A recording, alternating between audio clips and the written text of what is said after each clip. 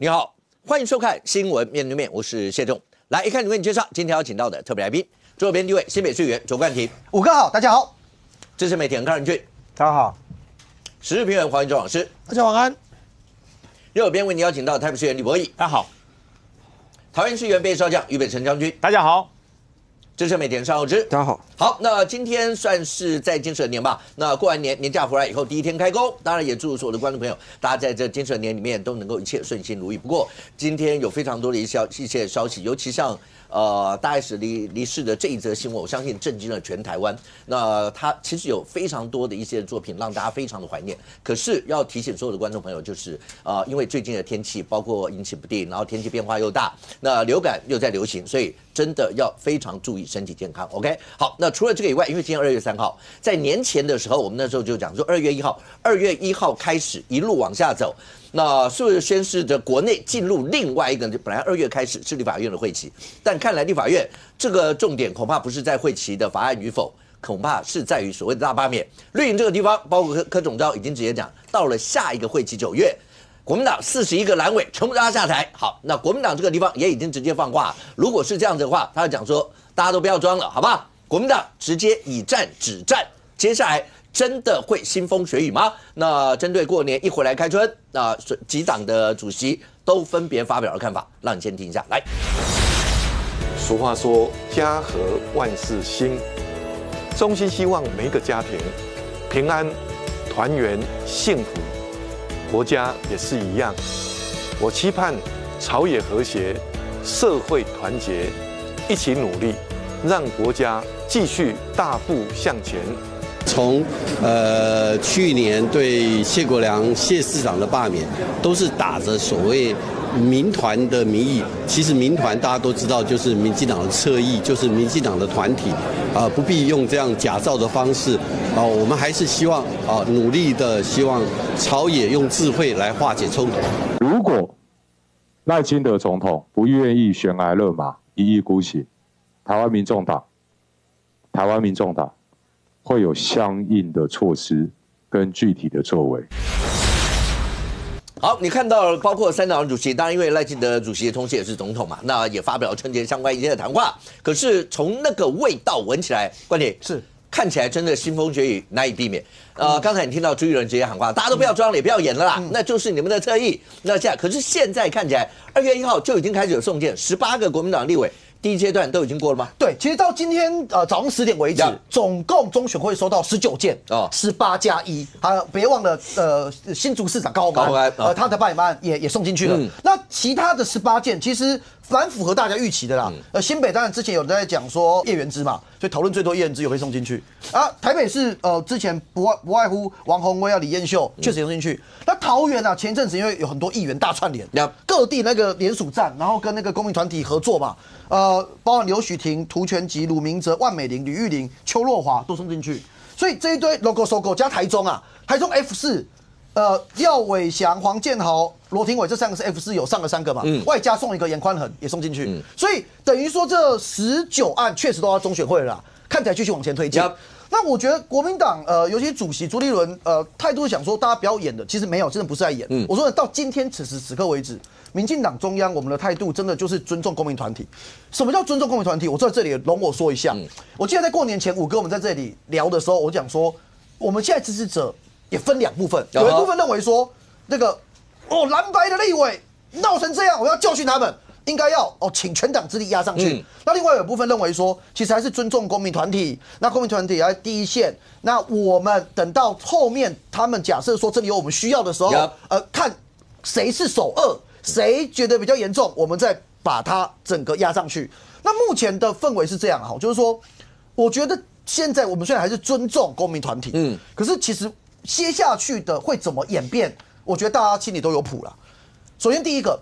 以今天这个10万份联署书，总共19案而言，有公民团体会有不同的想法。有一些公民团体他们的态度是认为说，民进党不要侵略我们的主体性，他们靠他们自己1阶2阶，也许过了，那过了之后要投票的时候，希望民进党的支持者来支持他们，有哦，我跟你讲，我强调有哦。所以可是也有一部分公民团体认为说，1阶过了，可是2阶没有民进党支持，很难过，很难过。那到时候就一定会动态调整嘛。就是关键是谁啦？就说这个人是不是真的恶劣到我们都是要请那个全党之力，然后大家下去要跟公民团体一起去罢免这件事情。我就回到源头，民众党黄国昌刚刚的态度也很幽默嘛，他的意思是说，就是希望我们不要去参与这个罢免，态度就是希望民进党不要去发起或参与这个罢免。可是其实民众党不要忘了。这一次的很多联署罢免蓝的立委的人当中，其实那个博弈在这，不是真的针对那一个国民党立委哦。现在有一股声音叫做教训黄国昌，罢免国民党的立委。为什么？因为把国民党的立委罢免掉一定程度之后，民众党在立法院可能变绝对少数啊。就不用让他们嚣张了，就不是关键少数，是绝对少数。然后因为那巴西没办法罢，所以你们就这样出气。就对，所以有一些支持者真的是这样子哦，就是因为看不惯黄国昌，所以他们说他们会有相对应作为，你卖操多，然后什么相对应作为，就是到时候去支持国民党的立委而已啊，就是只有这个作为嘛。难道你们会跳出来讲说啊，都不要投票哦？还是说支持罢免？不可能嘛！所以黄国昌是多讲了，好，把它去掉，大过年的，好，我不讨论他了，好。你千万不要讲这句话，不讨论，因为等一下还会再往下。对，好，深呼吸，还有2小时，讲完就很生气，好。所以其实现在3党的态度清楚了。那我回来讲国民党，国民党最近比较有趣的事情是，国民党开始主动发动罢免民进党的立委，这件事情我说实话跟我们有点落差。我们的状况是，我们真的是尊重公民团体。那我们尊重的角度，什么叫尊重？你们有没有需要我们帮忙？希望我们怎么帮忙？到视情况而定嘛。那我们现在当然有一些自主性的，我们民意代表他们可能有一些人受到阻挠，比方前阵子新北要罢免团体要申请场地，后来受到阻挠，那新北市议员就跳出来跟市府讲，你不能阻挠人家嘛，就类似这种事情。我们站在协助的角度，但尊重他们。那国民党现在是我觉得比较幽默的事情是，他们现在在各地居然跳出来站到第一线，用党的立场来罢免民进党的立委。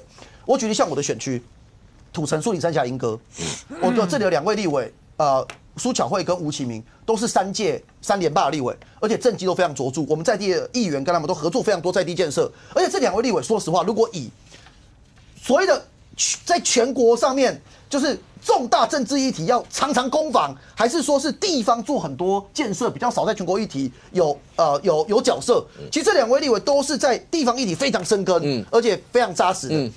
现在国民党居然用那个在地的国民党青工会的名义，在发动说要罢免他们。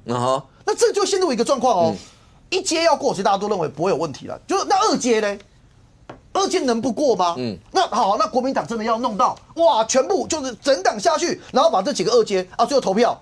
老实讲，我认为国民党输的几率很高嘛。所以我觉得现在分为3党的状况大概这样，有一点微妙的差距。我们到现在为止还是尊重公民团体。那后面我觉得会随着时空跟状态应该会动态的滚动，而国民党现在已经站到第一线，就是那他们说你们要罢我们，可是这个你们到底指的是谁？朱立伦现在把这个你们就是我们啊，就没有了。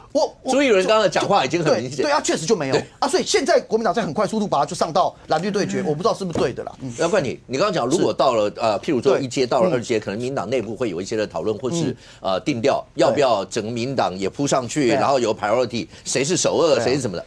如果照那些名单看起来，在你自己看起来，国民党的首2是哪几个？你觉得？你觉得哪几个比较像首2？就因为贝多利分嘛，有很多时候是这样，对不对？其实你们一定会挑一些重点的人，你觉得哪几个？就是仇恨值高的啦。我举例，花莲傅昆萁也在这19个里面嘛，他也里面。傅昆萁地方，我先讲，这都完全是地方的声音。傅昆萁的角度是我们真的认为，如果傅昆萁要罢掉，难度很高吧？好啊，假如他被罢掉，花莲很有可能还是国民党拿吧？不要地方的民众还是爽。就是那个气，就是说，就是这个就是首2嘛。OK 啊，比方说像新北，当然。最近我们大家有很多朋友在讨论嘛，有一些那个党内的朋友就说，难道新北真的只有1个叶元之吗？就是那其他都会讨论嘛，那是不是洪孟凯还是说那个中和的张志伦等等？可是说的一聊到其他层次，其他几位当然你都可以讨论，可是跟叶元之就有落差，所以新北我觉得焦点会在叶元之的，就他是不是首2其次，但是就是他会是焦点。对，那台北不外乎就是徐巧芯嘛，王宏威嘛。可能李彦秀嘛，最近顶多加个他，就是知名度高，然后在过去的很多议题上面，认为说跟人民站在对立面，我觉得这些可能是所谓的首恶。OK，那博弈一样的，第一个。当朱立伦直接说大家不要演了啦，那些民团就你们民众党、民进党的团体啦，什么什么这些。那刚才冠廷的意思是说，你们是直接跳到第一线要去进行这一场变成蓝绿对决的罢免战。那你们旁边没有一些像这样的团体，就可以出来就自己不要站立了。第二个，如果这个蓝绿对决，你们会觉得蓝绿对决大家要打，就大家开大门走大路，大家直接干一场，就跟当全国大罢免再选一次吧，就这样来一次。还是这样分为3个政党来讲，先讲民进党。当然你说民团跟民进党是不是一起的人啊？我不好说，也没有完全直接的证据。但是民团跟绿营的人关系很好，我现在没有什么话说嘛，因为他们提出来罢免的人有蓝营的，有无党籍的，一个绿营的都没有，完全没有。所以民党都做得这么好吗？我不知道。所以代表了绿营跟这民团之间，当然关系我相信是不错的。那民党有没有直接的要求这些民团的人做罢免某些人的事情？那我觉得民众自己有公断。所以我觉得至少从那个柯总召态度很明显嘛，他就是赞成，就是要大罢免，包括蓝营跟无党籍的人。他说9月的时候再开议，我们党41个都要下台。对他全部，他连无党籍的要下台，对，不是我们无党籍的也要下台。不要除了绿营之外全部下台啊！讲白一点，因为民众党的是。不分区、还有不分区啊，不分区不能下台。你们有不分区啊？对对对，只要是区域的，不是挂民进党党籍选项的，通通都要下台。这是民团包括柯建铭的态度哦，这没有错吧？所以我只能讲，绿营的态度就是要大战到底啊！我相信到现在不会有任何的意见。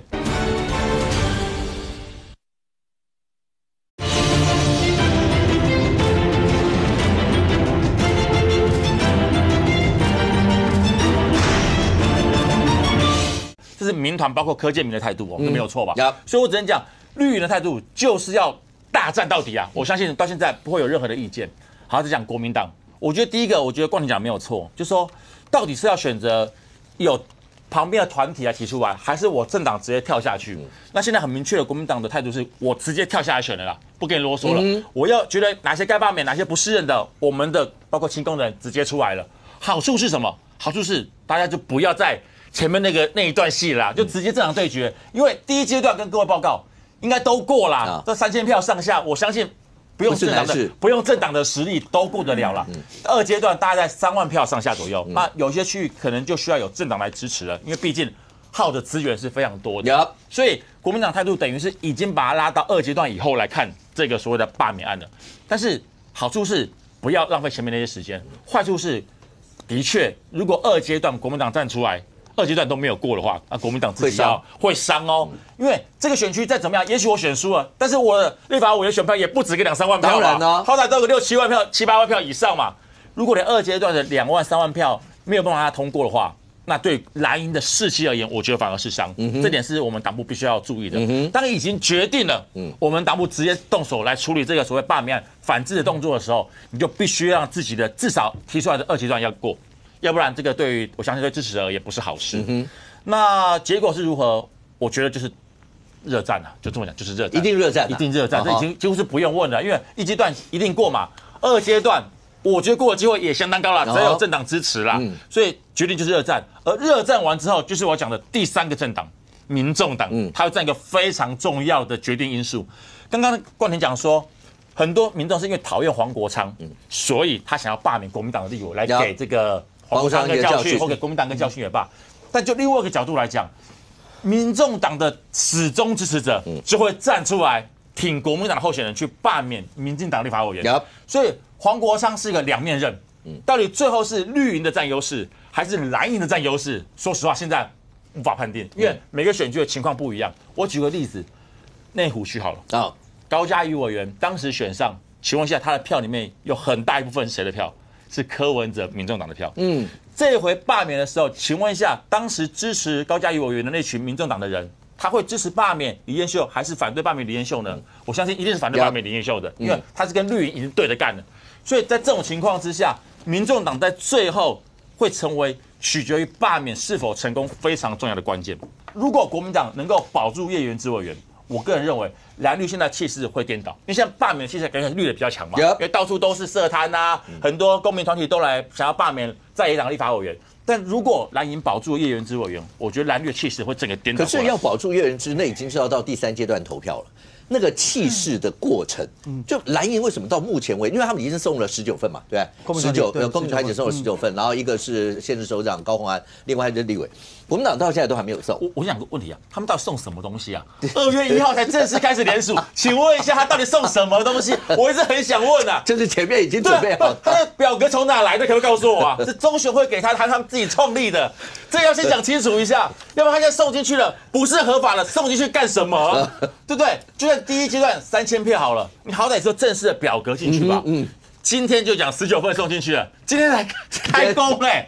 对不对？那你的表格是有当漏中选会给你的正式表格吗？还是你自己创造的？我不晓得啦。没有了，中选会的表格啦。中选会他是当漏以前的表格啦。或者是联署的过程也是2月1号才开始联署啊，这整个要讲清楚啊。你之前联署的合法吗？这个我不知道啦，但是现在也的确不是重点啦，反正逻辑就是如此了嘛。民调也不管你了嘛，他就送嘛，中选会就收嘛。但就法律层面而言，我觉得有争议。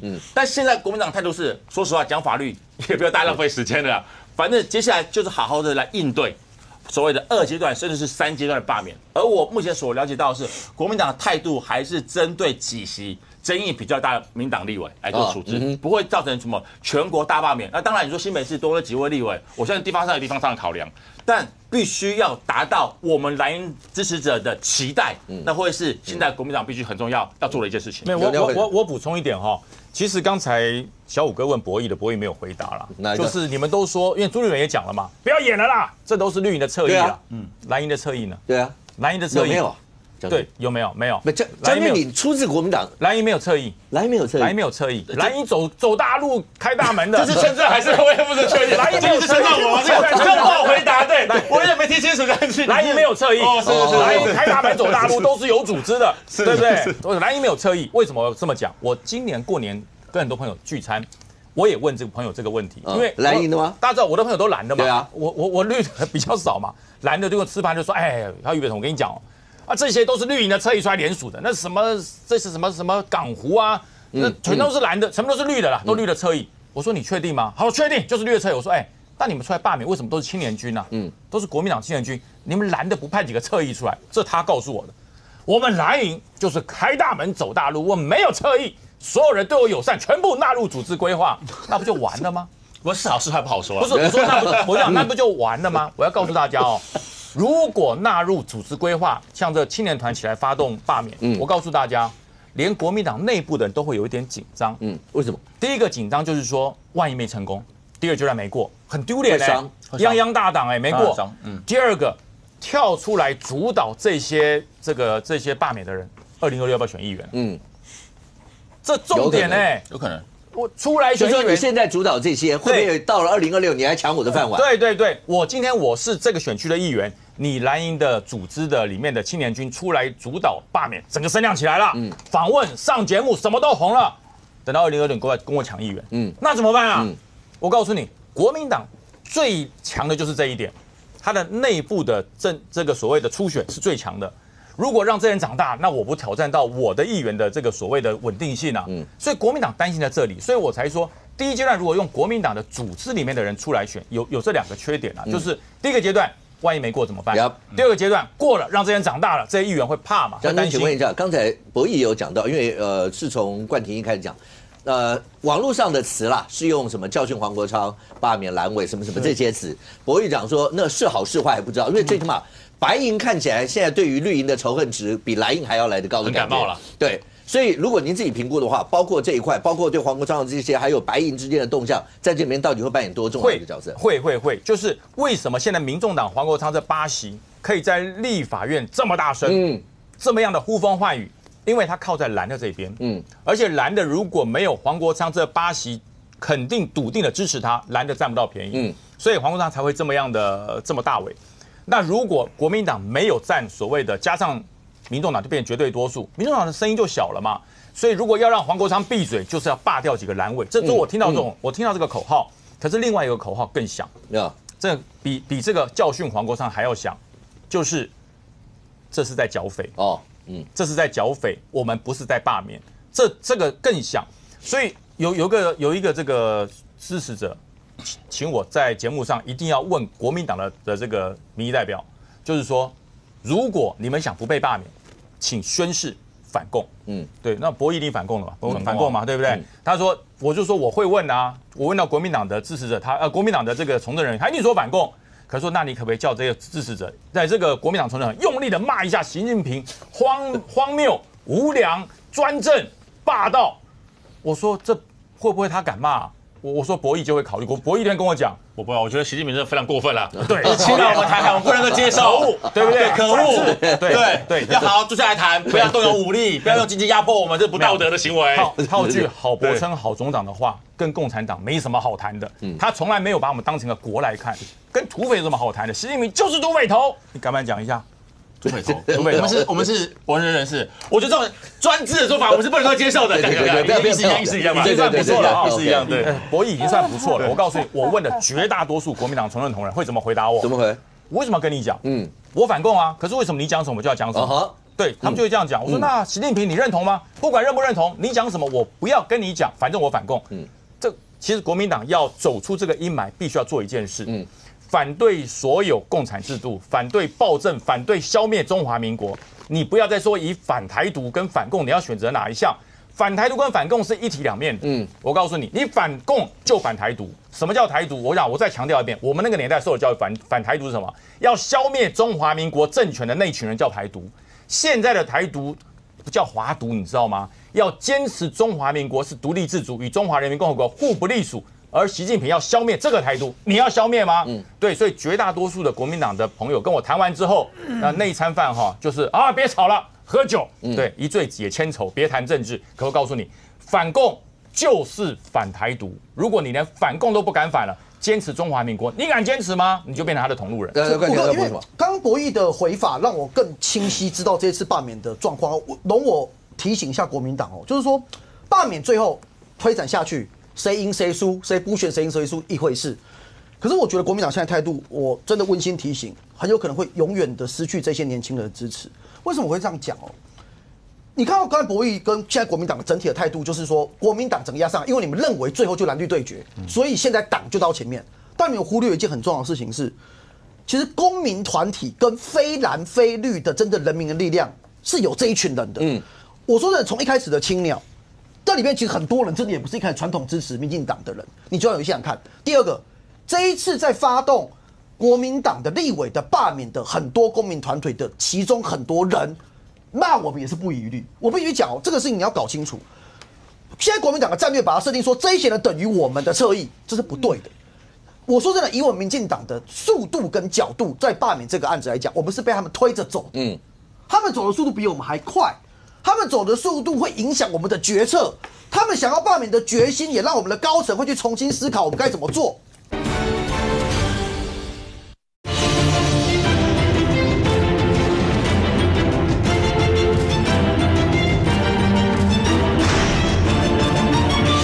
他们想要罢免的决心也让我们的高层会去重新思考我们该怎么做。所以这件事情代表什么意思？为什么我说这会影响国民党未来几十年？就是说，你今天这一些。为什么你们国民党要罢免民进党的立委？到今天为止只有一个论述，就是说，因为我们要罢免你们，你们认为这些国民党等于民进党，所以你们要反制。你们的论述主论述叫反制可是我们回来看看国民团体这些人，他们当时他们要罢免国民党立委的理由是什么？从一开始，国民党拿到了国会最大多数党之后，扩权法案，接下去无论是罢免的门槛、宪法诉讼法瘫痪大法官，到财划法让中央无法做事，到最后整个全民引爆的是预算案乱删预算。这些事情全部累积下来之后，这些人说我要实行我的权利，你当选的立委我要把你给换掉。结果现在国民党把它简化成这些人因为想把国民党的罢掉，所以你们这些人等于民进党的侧翼。两边对，也许最后你们罢免还是会赢，可是你真的要提醒这一些人，当被你贴上他等于民进党的侧翼的标签之后，他们以后永远不可能支持你们。我是要回去讲，公民团体里面有没有比较中间性的选民？我想当然有，这一定有。但为什么现在国民党包括好吧，我不要讲中间，毕竟我不是中间的。为什么会认为公民团体跟绿营几乎是一体的？很简单，我刚才讲过了，罢免的所有立委里面，公民团体提的人有没有提出一个民进党的人就好了。这是非常单纯来看。这么多的立委，你们有51席，我们有52席，提出来全部都是国民党跟无党籍的。难道民党的立委真的做的都这么好，不需要罢免吗？这是第一个会让大家认为为什么公民团体跟绿营是直接绑在一起第一个原因。在第二个原因是，你好，你们觉得绿营做的都 OK 也没有关系，但是你们这种配合，你说柯建铭、柯总这种想法，全部都要罢免的东西，合理吗？难道蓝营里面就没有比较好的、优秀的立法委员吗？那你们为什么也要来罢免他呢？就像你现在提出来的19位这个国民党的在党的立法委员，我就想问了，你们是否可以讲出这19位哪一个不好的地方？可以。每个都可以，每个都可以。公民团体每个都讲出来。不过我换过来讲，我讲简单，因为这些我可以讲1个小时啊。你讲哪一个民进党立委，你认为他真的做到烂到应该要被罢免？哪一个？一个就好。对我来言，大就是无私，因为我们觉得就这2个角度问题嘛。包括说像吴沛一样，他们讲话，我们觉得对于蓝营人是不公平的，有失于他立法委员的公道，这是我们讲法。当然绿营讲法也是一样。所以我就讲嘛，当2党在所谓的这个大罢免在互相交锋的时候。你要在它中间那个所谓的中间地带，要把自己认为是第三方的时候，你必须要拿出能够说服对方的理由嘛。你现在公民团体提出来那些人，你一看就觉得合理吗？全部有113个立法委员，结果全部被提出来，通通都是蓝营跟无党籍的，绿营一个都没有。博弈这个我来回答，因为我真的去问过他们，我说为什么你们只罢绿的，只罢蓝的，还有无党的，不罢绿的？我说你们这样不是太意识形态。我真的去问过，他给我回答什么？他说，因为我只看到他们这些人针对扩权法、财划法、还有限速法、选罢法加严，他们没有表示我们期待的意见。对，这是他们讲的啦。这表示这民进党如哪个角度来讲的话，如果你们其中有一个不管是蓝的或者是无党的举手说我反对这个所谓的限速法改变，他就不会被他罢免。这个不对。限速法那些东西是行政院想法跟立法院不一样所以那些刚刚将军讲到那些人说，因为限速法在党反对，所以要罢免他，代表他的想法就跟行政院是一样的了。可是这些人有一些是我以前看到是支持国民党的人那以前这也不代表这一群人是以前支持国民党，我亲眼看到的，所以我才问他，如果是绿的，他也不会回答我嘛。他是以前是蓝的，我这样问他，他这样回答我，所以说博弈刚才问的问题，我来回答是这样。这整件事。任宇，如果真的要讲的话，也许大家的战略思维本来就不一样。本来大家都以为说这次会被罢免，好了，要讲到岳元之了，因为有一些是因为萨卡都，是，有一些是因为那个赢的票数太少。但是这次你看到那包括送的那19件，它不是单纯萨卡都的地方，是，它不是单纯赢的票数少的，是，连大家认为传统蓝营的，包括强势区，徐小新的是吧？王宏威那是吧？然后这些全部都送，OK， 也就是大家的思维，蓝营如果要有党中央直接说大家开大门走大路，以战止战，因为长期以来蓝营跟白营就是说赖清德你是少数总统，你只有40%，这边蓝营跟白营加起来有60%，我当然开大门走，我就是跟你打蓝绿对决啊。绿营当然就是有民团愿意这些，我吸收一些中间的力量，我能够把范围弄越大。要不然的话，以选票论选票，蓝的加白的确实是比绿的感觉上要多啦。我说当大家思维不一样的时候，你今天有跟洪伟也聊过，所有这些，所以现在是这样，绿营就是整个一路杀红眼下来，管你那个区是不是蓝营区或什么，蓝营相对刚讲说好像感觉虽然朱立伦说以战止战，但也没有战到那种我就管你的，只要看到绿营的我就全部都砍，是这样吗？不，我觉得实际在推动罢免的这件事情啊，当看到2位坐在这边，非常用理性的态度在讨论该不该罢免的时候，我个人认为这就是一个不理性的行为。就是说罢免本身就是一个仇恨值的动员，不会因为什么原因被改变了，我就不推罢免啊。说我今天反共，博弈这老实人呐，将军挖了一个洞给他跳，你反不反共？我反共，他真实的现况不会是这样嘛？所以你看网络上面为什么今天这一个截图会被大家流传嘛？这是宣彦行嘛？他是宣明智的次子嘛？他就 po 了一个，他有没有说王宏威不好？没有，但他下面那一句话，罢免王宏威就是罢免傅昆萁，一句话解决了一切嘛。就说这跟教训黄鸿章是一样的道理，一样嘛，对，就说即使今天王宏威出来说我反共，我反对乱搞，没有啊，对不起啊，我不是针对你啊，但我是针对傅昆萁啊，所以我觉得这没有意义，我真的觉得没有意义，要不你就迁户其他花莲去罢免傅昆萁就好了嘛，请你跳脱你的理性，对不起，不理性啊，是，就说跟国民党把这个事情说所有这个不管我管你什么民团，我说你就是绿营的侧翼，其实很简单嘛，我何必去跟你划分？说哇，什么公民团体？像刚刚这个冠廷说你看我们公民团体也有中间的，也有干嘛？国民党这时候哪跟你谈论什么中间啊？我跟你承认公民团体有中间的话，我就死掉了，代表连中间都反我啊。所以国民党一刀切啊，你们就侧翼啊，绿的，哎，你们就绿的，因为这样他才有办法去说服他的支持者说，今天这个所谓的罢免活动是老实讲是不 OK 的，是不合理的，是绿营的人在主导的，因为他就是政治上的操作。你刚刚说这个仇恨值啊，我今天中午访问王文威嘛啊，我会跟他讲，我说你被罢免，老实讲，我觉得合理啊。我不是说他做的不好，你当着他的面说合理，不，我说合理嘛。我说合理的理由是因为他之前是党团的那个副书记长嘛，然后什么议题他都出因为被问嘛啊，那他站在党团的立场，他当然要跟民进党针锋相对嘛啊。那有些言辞的部分当然讲的就难听了。他自己也承认啊，他说对啊，我们这种被人家这就仇恨值高嘛。他不是说他应该被罢免，他说他认为他被列在那个10几个、20个名单里面，他觉得OK，好，因为这个就是政治上对抗。当然问了我一个问题，就是刚刚2位在那里说，好，你今天仇恨值高了被罢免，那请问19个，刚刚冠廷是说他当然说得出来说哪些理由，那我相信电视机前面观众，我问你19个立委，你搞不好名字很多说不出来，就有些并不是高度指标型的，就是说，因为王文威今天问我一个问题，人家我告诉你桃园5个。你能不能说出桃园5个立委？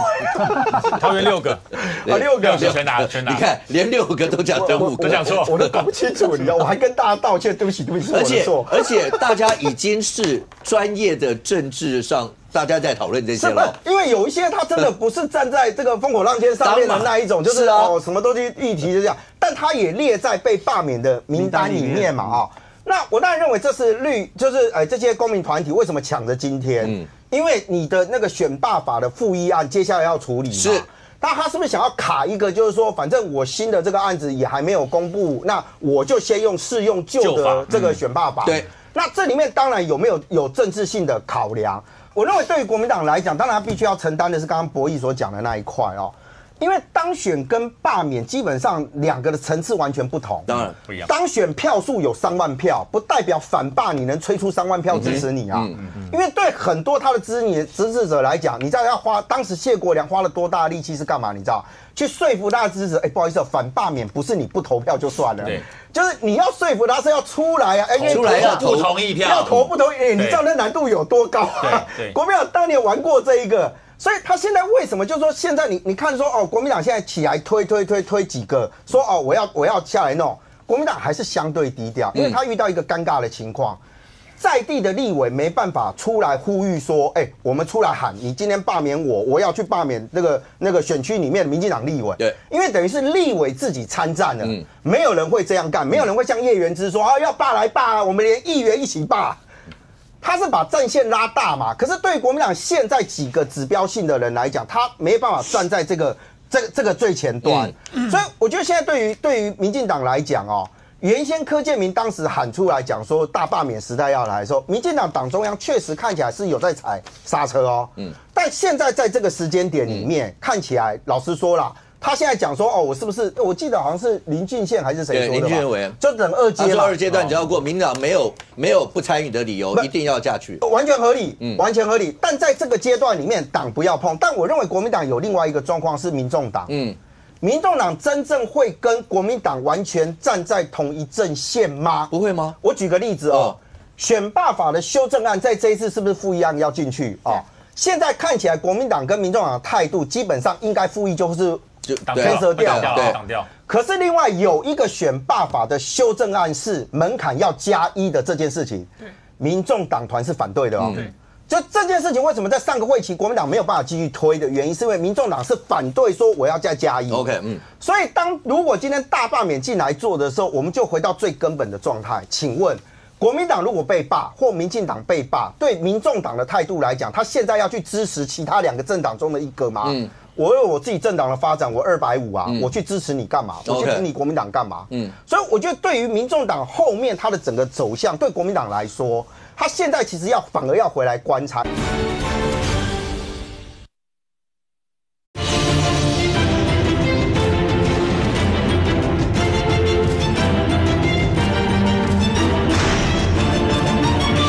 我有我自己政党的发展，我250我去支持你干嘛？我去挺你国民党干嘛？所以我觉得对于民众党后面他的整个走向，对国民党来说，他现在其实反而要回来观察，也就是说，我今天在这个大罢免上一阶过了不难呐，老实讲，真的一阶要是没过，那也真的很更小了啊。就你今天到了2阶再推的时候，其实对国民党来讲，在地的那一块，包含到说我要不要扩大到国民党现在其实阵线有一点点往外拉了。就说你今天民进党的议员是不是在下面？你们在帮忙服务处帮忙在收罢免，所以你不要跟我讲说你没有介入或什么的。可是当你要回来回推说我也要来罢免的时候，你对于民众党在当地里面，如果他也有一定的票源的时候，他会不会在这件事情上面愿意跟国民党站在同一边？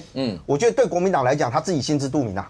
可是或者本来大家都觉得说，是不是这有点像大家讲当初美苏冷战的时候，大家手上都有一个盒子按钮，然后你不动我不动，那大家恐怖平衡。那现在看起来不是啊，因为民团就是已经送了这么多份，而且刚讲那个复议案是有意义的啊，因为反正现在还是适用旧法嘛，那后面还会再送。国民党会不会也趁这个时间，因为总是比较容易嘛，不要身份证影本总是容易得多，趁这时间也大家毛起来送。所以本来以为是恐怖平衡，没有什么恐怖平衡，现在就是火车对撞啊。当老柯已经直接跟党到9月1号会期的时候，当然他讲的一定不会是41集全部都挂掉，可是意思就是来大家就互相毁灭战，就是这样。因为从赖清德去年讲说青鸟会飞出来的时候，就是他支持罢免嘛，对不对？然后老柯一直整个过年，赖清德一直在讲团结和谐，老柯一直在讲大罢免，没有停过啊。民党也没有一个人出来讲说老柯讲不对啊，对不对？老柯还回去骂林濁水啊，不是吗？那然后比如说你这次的复议案，我就问嘛，就说这一次的选罢法修法是不是该这时候修，该不该提高？那个当然可以讨论。你告诉我现在要求这件事情有什么至爱难行的？选罢法要附身份证有什么至爱难行？那你没有什么至爱难行，为什么要提这复议案？你就是为了帮他拖时间嘛。但是我讲他拖的时间也没意义啦，因为1阶你有拖没拖都会过啦。你又赶不到2阶，你说2阶还要用旧法，那时候都已经公布，你跟我讲2阶还要用旧法，我讲法律上有很大争议吧？对不对？那我就不懂，你今天来讲那个卓荣泰前2天还在讲说，我会为了总预算好好协商，好好争取，要跟那个。结果你上门第一个是复议案，而且这个复议案是什么？贴在立法院的信箱上面，你把复议案当成存证信函啊？有人这样玩的吗？这复议案是大事搞不好是你要下台的事情当然实际上是不可能但是有人这样玩吗？所以人家当然会讲说你们2个贴在一起嘛，因为你其实你在支持他，只是说你到立碑了瓦签嘛，你到底要参与到哪里？跟冠廷刚才讲的其实也是这样嘛。民党那现在只是讨论的，其实在什么阶段应该要往下去？对，我要聊瓦签嘛，我要玩多大嘛，那国民党的状况，为什么国民党会玩的不一样？我觉得国民党会玩的不一样，最大的原因是说，他不是，就是说他不是朱立伦说了算啊，你知道吗？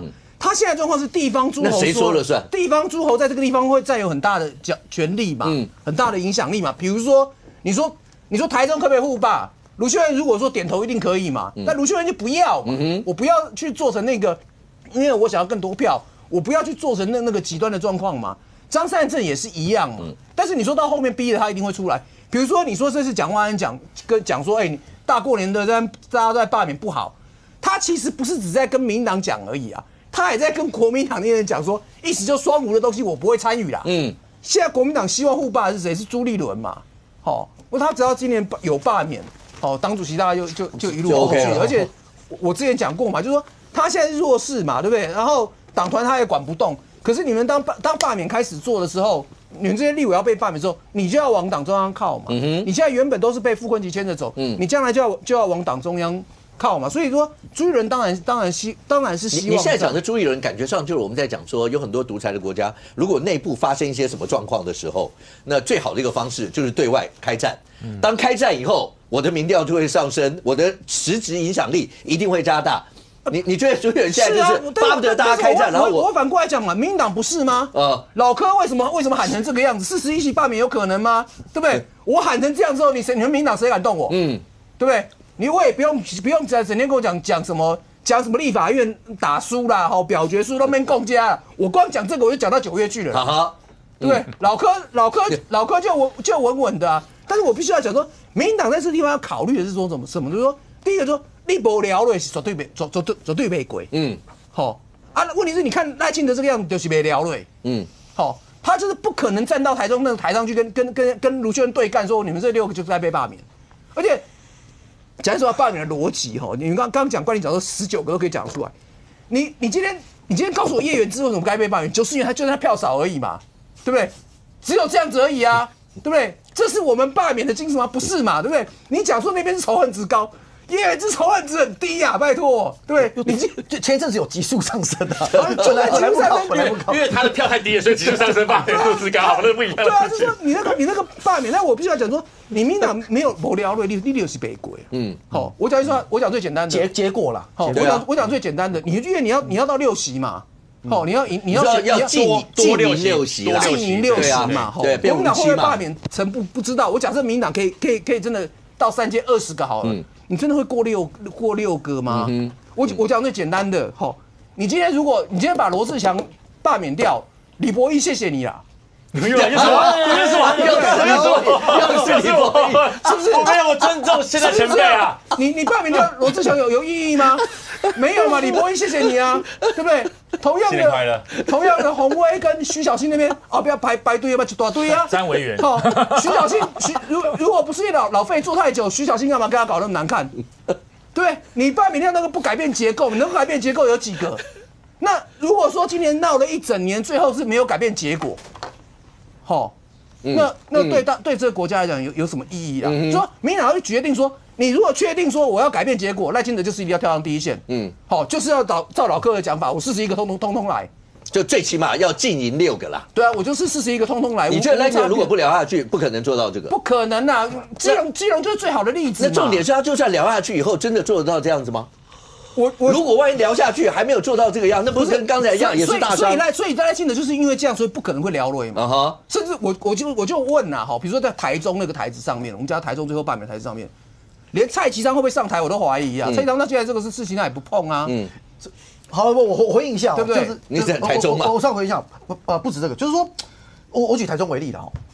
台中当然以现在很多的公民团体会认为说，哇，这一堆都应该罢免，可是很明显，以这几个来说，仇恨值比较高的，其实就是罗廷伟跟廖伟翔，连黄建豪都稍微低一点点。因为这个是有为什么仇恨值高？没有，我不知道原因，但就是因为大部分人连他们的名字都不是这么清楚。我觉得那一部分有一部分知名度啦，比如说牛许婷，他也高啊，我就不知道牛许婷在高什么啊，对不对？人名字比较好取吧，比较好叫，不是这都有关系啦，真的，所以那个就很有趣哈。所以果然罢免是不需要理由，不用理由。然后所以回来讲理由啦。第二个我回一下，就是理由最后的结果，刚才讲说连教训黄国昌都当理由了嘛，变成傅崐萁的附随组织也都是理由了嘛。在第三个我要讲侯志刚才讲的我很认同，就是说对一些深蓝的选区，尽管该立委的知名度超高，仇恨值也超高，蓝绿可能蓝的很喜欢啦，绿的可能仇恨值。举徐小新为例，我有真的也问过，就有在参与这样子的朋友，就问说，徐小新那一区如果真的徐小新罢掉，蓝的赢的几率还是非常非常高嘛，8成9成几率赢嘛，你怎么看？他们说阿雷马送了，为什么阿雷马送？认为说把他罢掉之后，国民党的这一区为了立委会比较收敛。这有道理哦，我还听懂了。所以他们的逻辑是这样：今天傅崐萁如果可以罢掉，今天花莲的其他国民党的势力上来，反复的势力上来，也可以让傅崐萁这种嚣张跟行径会降低。所以我不知道，刚才侯子哥讲那个战略目标当然是，如果最后我们6席，我们在表决会赢。可是退一步也有人讲说其实只要多2席啊，多2席什么意思？我们变成跟国民党来讲，我们比国民党多。让民众党每次都得表态。民众党现在遇到国民党提的很瞎案子，民众党是散的嘛？那民众你要全部都压国民党吗？ 2席也不够，你要4席。5+1加2，没有，因为他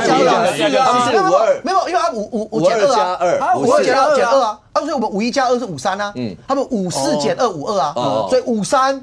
52只要多1席就好，多1席的意思没有，这样等于我们加2，对嘛？他们减2。不过我跟你保证啦，如果碰到那个状况，民众党一定会表态的啦。对，那他们要有成本嘛，他就变小蓝了，而且真正的小蓝。而且我讲说，你刚刚讲的基层那个心态，我当然可以理解。但问那个，你身为一个执政党好的高度的时候，你不能够说大家玩一场，国家花了9个月的应该大概7个月的时间嘛，大概估计到9月啊，只是为了基层爽啊。你今天赖清德跟卓荣泰应该有一些想法，尤其像卓荣泰今天的副议案，我就真的是搞不懂，因为我觉得没有什么意义。可是现在看起来的话，新竹在这一次里面，看起来包括连高虹安，高虹安就想说，我都被停职了，好不管。然后高虹安，然后包括郑正乾啦这些。新竹为什么在这次会感觉上推的这么火？而且好了，这次当然你说过程有一些火花，有一些的插曲，譬如说像那个吴静怡在讲说，就 Grace 他讲说他是不是有被警察跟啦或什么，这些罢免，因为一周你跟一些民团啊或者什么之间的一些联络，他们之间在过程当中真的有感受到像这样的一些的压力吗？当然，就是说我先讲新竹，其实。高虹安是这一次算是最衰的，就是今天早上送出18+1嘛，18个立委跟挂起来高虹安嘛。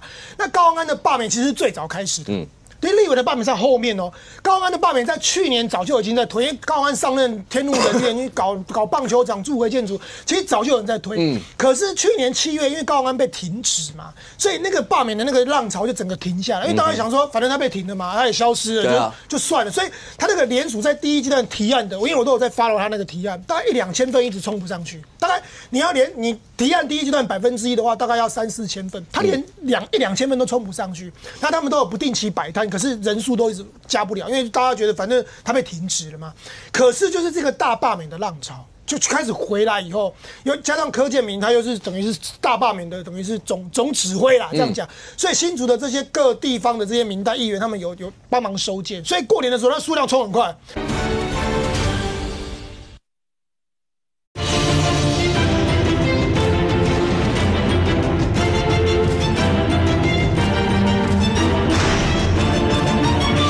所以新竹的这些各地方的这些民代议员，他们有帮忙收件，所以过年的时候，他数量冲很快。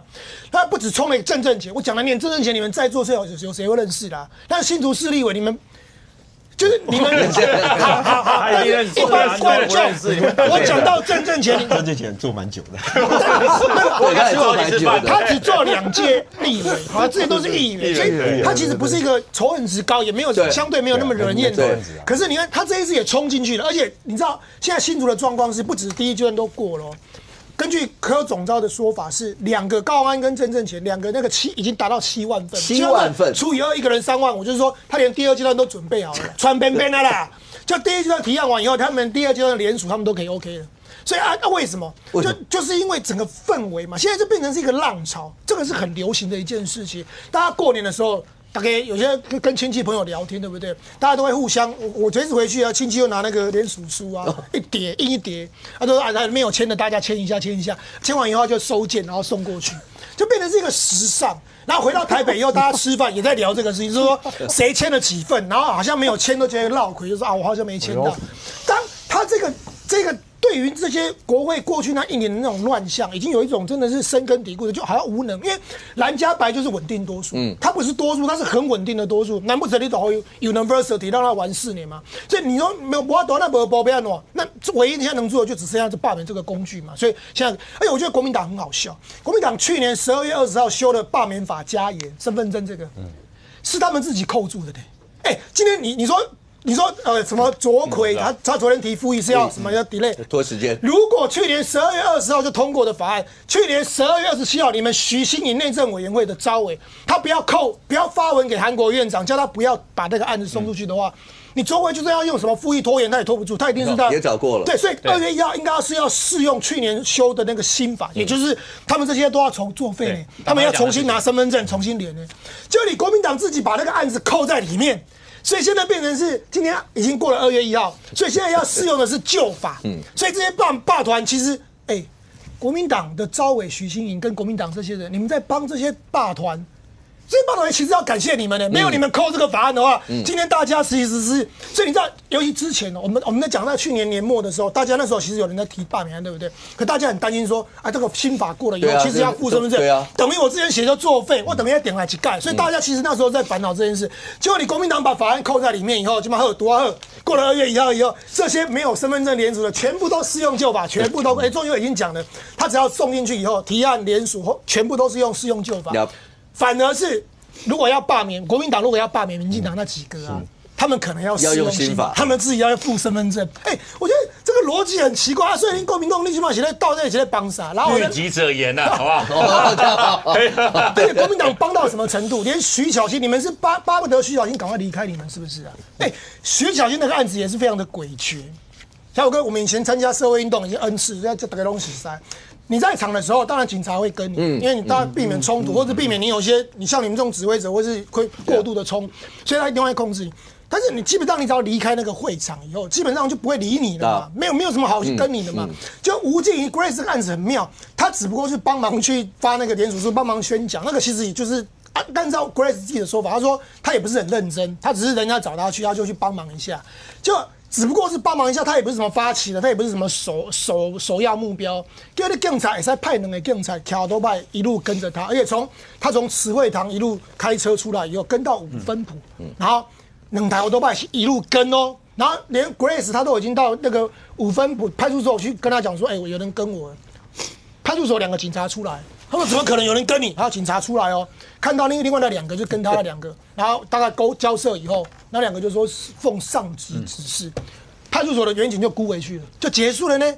那我现在讲这件事情是，这警察可不可以跟监？我们查了一下，《警察职权行使法》第11条是有这个规定，就是说，如果在预防犯罪的话，警察确实是可以跟监，可是他第一个，他必须警察局长书面同意；第二个，这个人是所犯有事实足认他犯的是最轻本刑5年以上，最轻本刑5年以上有期徒刑，那是非常重的罪，或者是有事实足认他参与了职业性、习惯性、集团性或组织性犯罪。好了，请问吴静怡去参加这个罢免的活动，他是涉犯了这2个哪一点？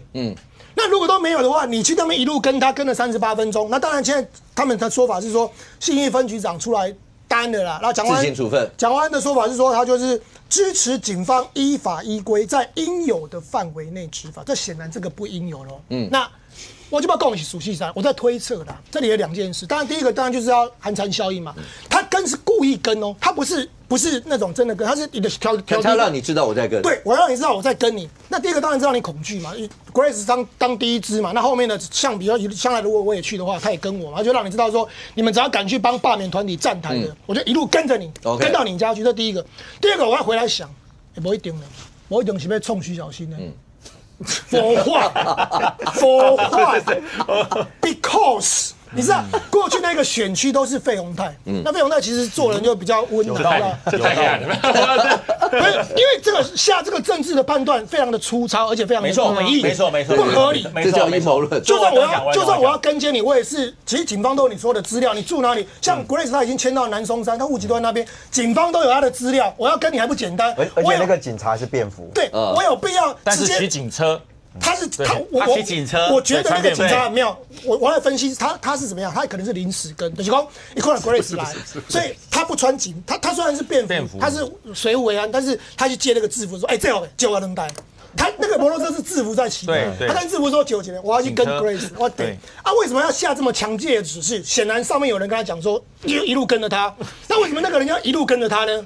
他在害徐小新，你巴不得徐小新被罢掉，因为你这个火出来以后，这个新闻大家讨论，那个仇恨值再次拉高。我跟你讲，这一定是就是对，来，你我讲的完全事实，对，没有一中老师讲的我。个人想法我觉得都 OK 啦，大家各自。所以我觉得蒋万安你要揪出那一个要我揪出来了，背叛徐巧芯的那一个人，谁要害他？就是自行处分那个人。那个局长，我今天已经跟局长见过面了，我特别请他过来。局长还分局长，分局长。我问一下，我说到底是谁下的令？我说这个做法非常的诡异啊！你跟的人。明明就这么的明显，一定会被拿来做文章的。到底为什么会做这个事情？所以分局长来我办公室特别讲了。他说当时他们派人去跟这个 Grace 的有2个原因。第一个原因是因为他们现场就是万安哥跟那个徐小新在发春联啊等等的，然后另外一摊在罢免嘛，他也很怕就是两边会有一点不愉快，所以分局长是下令第一个是保护吴静怡他离开，就不要有人去骚扰他，他觉得很麻烦，或者怕吴静怡受到伤害。第二个就是最尴尬的。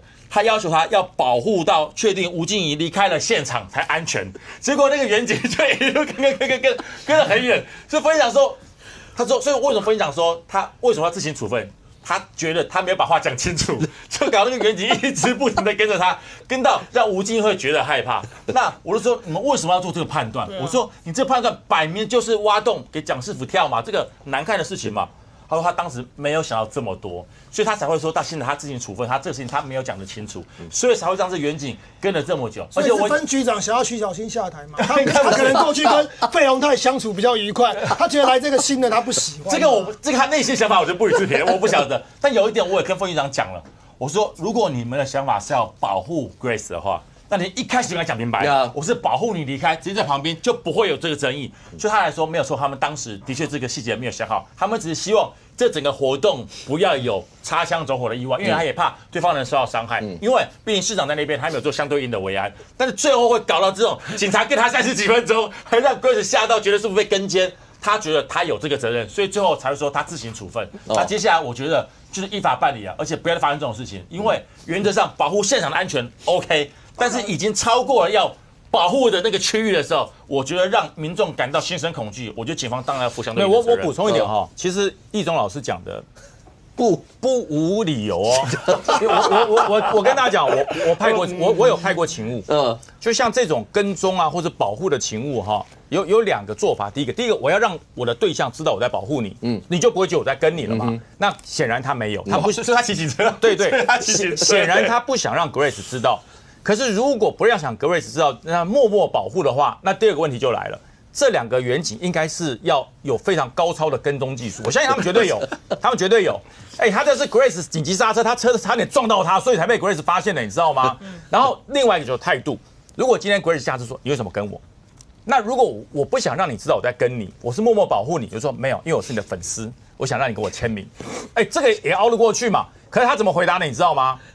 上级交代，对，因为这是上级交代，叫他去保护他离开现场。上级交代我的，你不满，你跟我的上级反映。OK， 这表示什么？那个远景心里很不爽接这个任务，他很不爽，就是说，大过年的，蒋万安在那个地方发福袋就算了，我还要跟他跟38分钟，他很不爽，所以才会跟 Grace 讲说，那是上级交代我的勤务，不爽你去跟上级反映。所以我们从来没有去批评那个被抛出来的远景。所以我觉得2个远景算倒霉了，2个年轻的小远景被上级指派了一个这么神圣的任务，然后最后结果被网络上被cos的是那2个小远景，那边被录下来。就我现在讲的是背后的引武者，希望徐小新下台的引武者，到现在还没出现，这个要揪出来。OK， 我们要保护小新啊。主要是因为刚好现在在整个大罢免的那个浪潮里头，就所有的一切大概都会被大家放大，开始做这样的一些检视，到底有没有好吧，有没有一些个人的一些内心的小宇宙，不知道，好不好？可是这整个来看的话，那在未来你可以从这一点就看得出来，那未来真的会不会在整个大罢免风潮之下，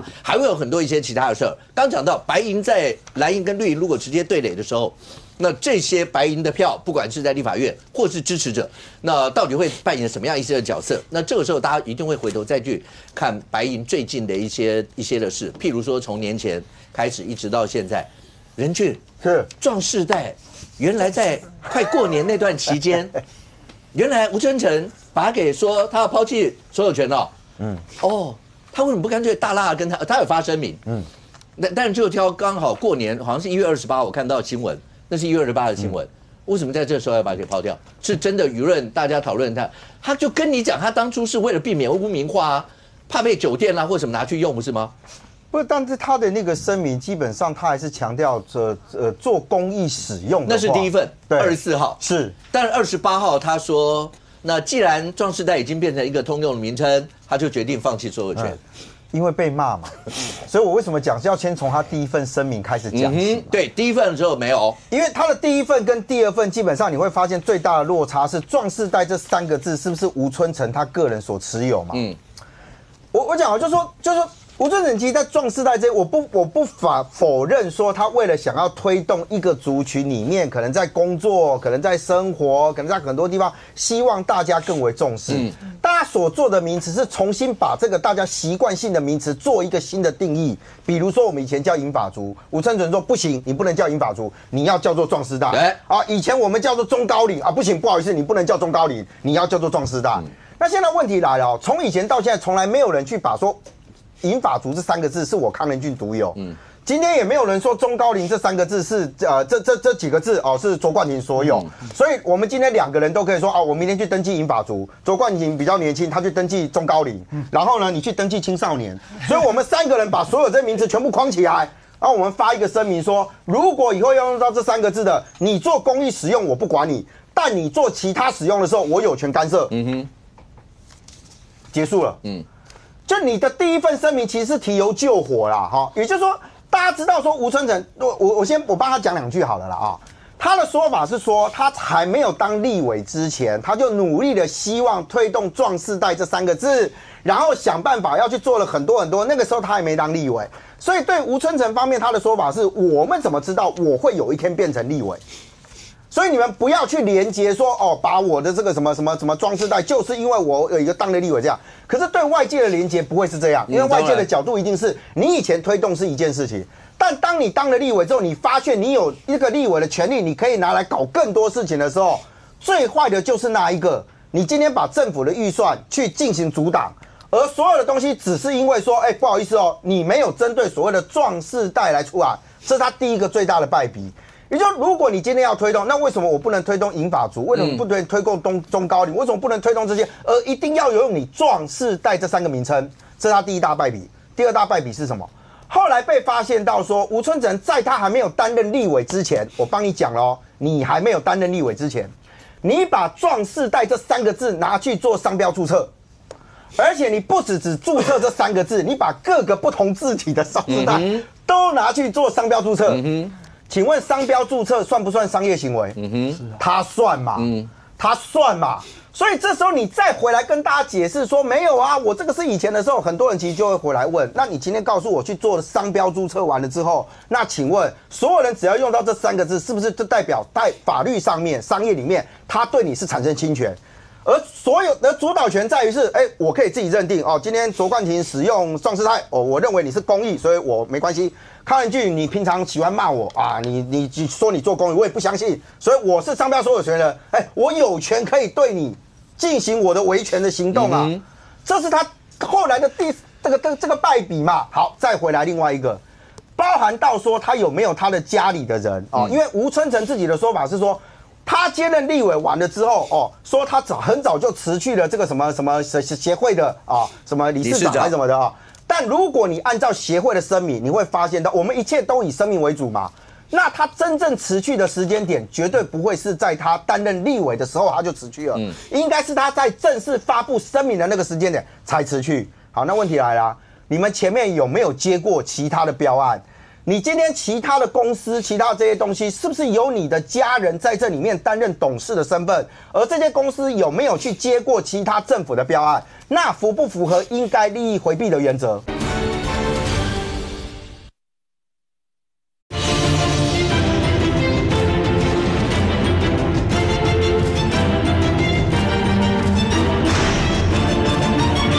是不是有你的家人在这里面担任董事的身份？而这些公司有没有去接过其他政府的标案？那符不符合应该利益回避的原则？为什么第二份声明要赶快出来？说我要放弃这个所有权，这不用啦，不用放弃啦，注销就好了嘛。从来没有人把这个名词拿去作为登记，就因为它只是一个族群。我说实话，我给你我才归回来，我凭什么要被你划为叫做壮世代？我个人我看就很痛恨这3个字。这3个字不是因为它本身没有任何意义，而是因为当你们经过很多的政治上面的操作跟很多的考量之后，它这个3个字变成是吴春成个人所独有跟个人所发明，而起头只因为你拿去做了商标登记，你认为这3个字属于你主有吗？所以我认为这后面衍生出来是他为什么要赶快我知道他们幕僚的想法啦，他们本来是想说第一份声明出来完了之后，又经过过年连假嘛。这件事情就会慢慢的讨论就消掉。怎么可能？第一份声明出来，我们光看到那个声明里面，那天在节目里面大家就在讨论说，那告诉你，而且那个用字遣词，他就是告诉你，除非你是公益使用，是，要不然他还是照样那样，那一样啊，问题没有办法解决啊。这个东西它并不是你独创出，我设计出一个商标，或者我设计过，它再强调一次。你是把一个族群，把它定位成为说我想要的名字，族群没有不见，只是变成吴春成想要的样子。然后你借此之后，你拿来告诉这个整个公部门说，不好意思你全部要改成我的。我讲一个例子吧，比如说我讲红烧狮子头，我看进去觉得说，为什么叫红烧狮子头？它里面也没狮子。看见这个肉球嘛，那你今天给我改成叫清蒸肉丸肉圆可能有人登记了我说不行，你不能，我说叫做清蒸老虎头好了，结果我把这几个名字拿去登记，登记完了之后，我今天告诉政府部门说，不好意思哦，以后所有人不准出现红烧狮子头这4个字，这5个字全部要改成康英君说要证明叫做这个红烧老虎头。结果你会发现到，原来我背后有一个商业机制的存在。这个跟柯文哲当时把他的名字、把他的那个脸、把他的那些东西拿去授权给木可，讲出来有什么不同？其实一样的逻辑啊。所以我认为吴春成的第2份基本上想拆弹。但我只能这样说，我不知道立委们怎么想啦因为壮世代的这件事情，当时透过立法，虽然这个法其实还没有正式生效，因为它有一个公告期，但是到现在为止，既然引发这么大的争议，那这个法的部分要不要重新再检讨？名词没有错，但是后面的操作把这个整个东西全部弄拧了。那在年前的时候，我看媒体上有报道，民进党的委员有讲说，只要年后回来以后要提案。然后废止这个法案，没错。然后你有听到？你刚刚为什么一开始讲说，那不要再讨论黄国昌？你不要这样，我跟你讲说，千万不要这样说。好，因为这件事情去问黄国昌，黄国昌就讲说，民进党满脑子政治斗争，人家都已经这样做了，对啊，为什么还要这样？对，所以很讨厌，但还是要讲的哈。对，黄国昌你双标嘛，就是今天如果吴春成的这个事情发生在任何其他黄国昌看不顺眼的人手上，他一定是照33打嘛，他打到最后脸书贴完，然后开直播，冲到你家门口都有可能。所以今天吴春成这件事情背后，我认为问题很大第几个点。第一个，吴春成是专业人士，我们不要用一般人的角度来评论这一件事。为什么？吴春成是我政大公行系的学长，战国策这间公司是非常在台湾业界享有声誉的嘛，做3件事嘛：政治公关、游说、危机处理。我觉得吴春成学长啦，这个整件事情最后很有可能我讲叫晚节不保。我讲晚节不保是讲他一辈子他最被人津津乐道跟称赞的危机处理跟政治公关，你处理成什么样子？我看这最后是被利益蒙蔽双眼的嘛。你们看到这几天贴了一个脸书，他贴什么？我先讲他的名称还是吴春成博士，壮世代趋势先锋，很坚持没有改名字哦。里面写什么？过年了，吃多话多睡多，容易血压飙升，提醒壮世代，哈哈。过年期间好好休息，不要再讲壮世代哦。有网友转传一张名图，我看了笑出来。除夕夜一定要团聚，下面有各式类型的头痛，偏头痛这里痛，血压过高这里痛，压力太大这里痛。听到吴春成在讲壮世代，这里全部痛。没有有自己摸一下、有用吗？这个事情网友骂爆了嘛？网友直接把那个《钢之炼金术师》那个漫画直接讲说是壮世代之炼金术师，就是讲他是来捞钱的嘛。我先讲吴春成这件事情最后的危机处理模式是这样，我们就按照专家的危机处理来讲，他怎么处理这件事。第一个，这案子以后我不会有利益了，这个商标可以公益使用。以前你们说我什么壮世代协会啊公司去拿政府标案，只拿过1个，而且那个时候我在当立委前。可是整件事情兜起来就不对啊！以前在当立委前，你在干的事情，在搞的事情就是搞游说的、搞政治公关的、搞这种所有的这一些危机处理的。你花了这么大的功夫去搞了一个壮世代，为什么？因为你要当壮世代之父嘛，这不是我讲的，你自己的名称上面就写壮世代趋势先锋，你就壮世代之父。这个事情叫什么？是要定规格啊！吴春成在搞的一件最重要的事情就是。台湾从有壮世代入法之后，包含他当立委之后做的最重要的一件事情，让壮世代3个事情变成是统一规格。台湾的55岁以上的这一群人，就像任俊哥不想被归类的，你们都叫壮世代了，入法了哦。我管你喜不喜欢了，3读通过立法了。我从成立协会、成立公司到现在立法了，我是规格定定者。以后可以干什么？以后可以盈利嘛？以前你有没有盈利？你不要跟我讲，我只拿过1件。你有没有用壮世代的协会或公司拿嘉义市政府的标案几千万？有，你就已经在盈利了。你壮世代这3个字被你定个规格之后，以后你可以认定谁是公益。来，我跟你讲，他的回应就是很公关处理嘛，跟大家讲说，我为了避免壮世代被酒店滥用，不对啊。今天如果你是为了提倡这3个字，变跟银发族一样，你管人家叫健身房、养生馆、脚底按摩、8大行业、撞球间、保龄球馆、KTV， 对啊，你管人家？还你们以前还有银发族俱乐部嘛，对不对？就银发族俱乐部嘛，银发族养生会馆啊，什么都可以啊。那你管人家用？为什么？因为他危机处理嘛。他最主要整个过去几年搞的一切，因为拍了那个吴佩那个桌子。整个被大家发现不对啊，所以回来五哥刚问我的问题，民进党立委其实我认为某种程度一开始也有一点没想到背后水这么深，因为当时一开始通过的时候想说通过这个法，后来我们去认真问哦，当时在审这个法案的时候，无论蓝绿或白的立委他们在审，而且我们问一些民进党立委，吴尊整在不在意壮世代相关法案里面的条文内容？完全不在意。那这在意什么？他在意的是壮世代这3个字有没有写进去。所以你看他荒谬的提案嘛，他可以讲说，那个如果故宫啊，我冻结多少钱，然后如果你们没有用壮世代的名字啊，像这里银法就银法值，然后呢没有提到壮世代或没有使用为由，就冻结这个预算。所以他要的不是内涵，他要的是壮世代3个字变成国家的规格，而以后所有的无论是民间或者是公部门，这有多大利益？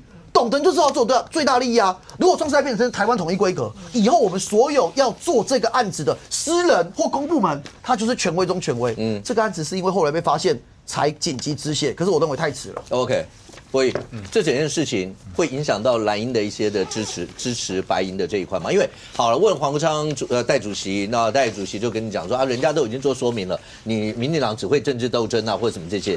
可是这件事情，他说好，他舍弃所有权。结束了吗？整个都结束了吗？我觉得民众党现在最大的问题是，他要怎么样去维持住他现在还存在的支持度啊？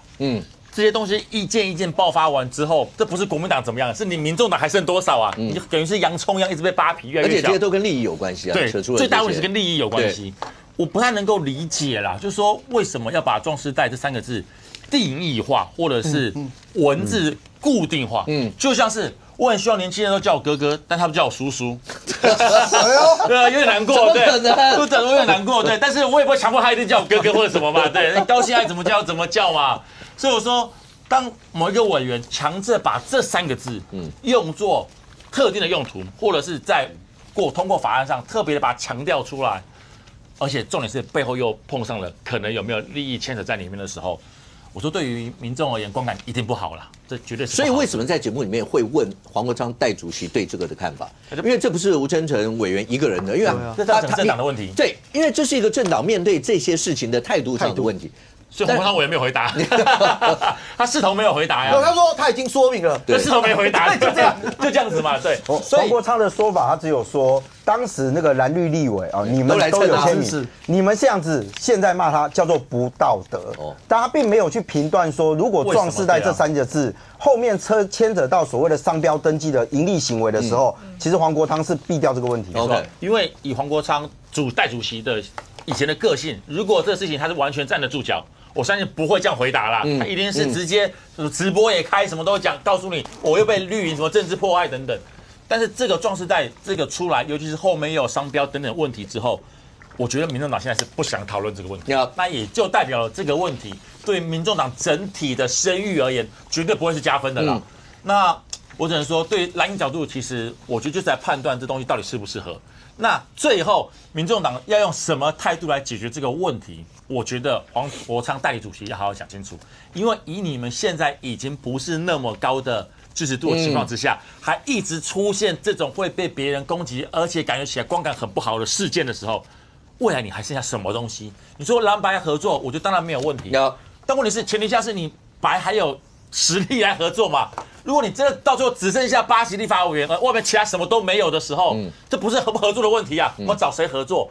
所以想要讲话大声，想要让别人在乎你，有一件事情非常重要，就是你自己本身要有力量，你自己要够强。而你现在民众党团爆发出很多事情，我觉得都是在削弱民众党他们的实力。不过现在看起来，将军，可是对黄国昌代主席来讲的话，现在包括2月15号，就这个月15号的党主席选举，陈佩琪看起来其实他不是还有拿一个就是包括书稿的东西啊，那看起来是不是有传承的味道？其实你看哈，陈佩琪去除夕嘛，去看柯文哲，还有很多小草一起去，然后在前面就讲了说，希望黄国昌把党务做好。这很怪陈佩琪你是用什么的身份来讲这句话？你是党母吗？对不起，你不是民众党员。那你是曾经的中央委员，你也不是，你还是副主席，不是什么执行长、秘书长，你都不是，你只是柯文哲的太太，前主席的太太。对，前主席的太太。而柯文哲呢，现在目前不是主席了。你有什么样的资格来讲这个？说我只希望黄国昌好好把党务做好，这个感觉上好像是黄国昌拜托你来让我说，我拜托你说为什么？你知道？因为是从陈佩琪嘴巴讲出来的。我在选党主席的时候就有绝对的优势，拿到柯家的票。所以我称之叫黄鼠狼给鸡拜年，不安好心眼。这一番操作很奇怪，而且呢，黄国昌最近一改以前在立法院疯狂咆哮的形象，变温柔嘞。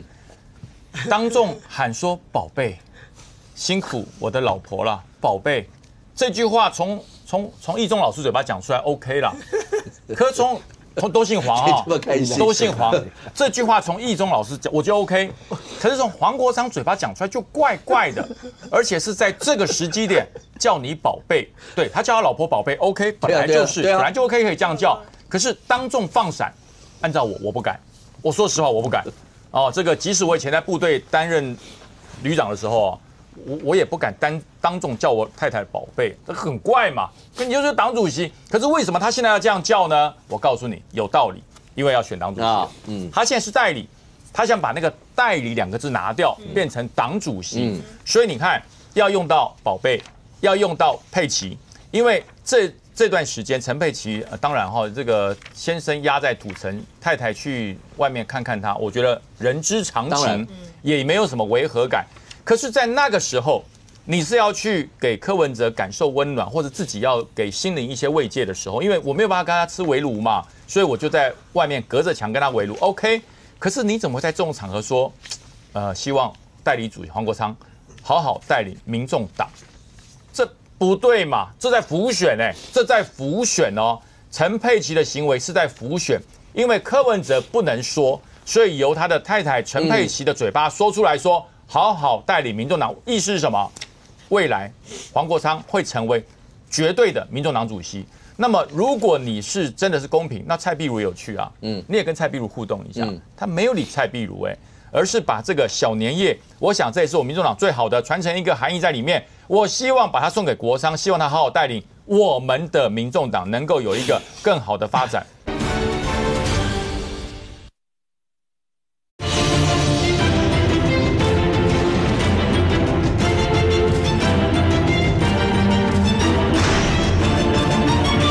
我希望把它送给国昌，希望他好好带领我们的民众党能够有一个更好的发展。黄国昌接受陈佩琪的说法，因为他是柯文哲的太太，所以我才说为什么讲黄鼠狼给鸡拜年，他要的是什么？要的是陈佩琪最后一点能够推他坐上民众党正式主席宝座那只手。但是呢，我要告诉陈佩琪，当黄国昌变成党主席以后，他会离柯家越来越远。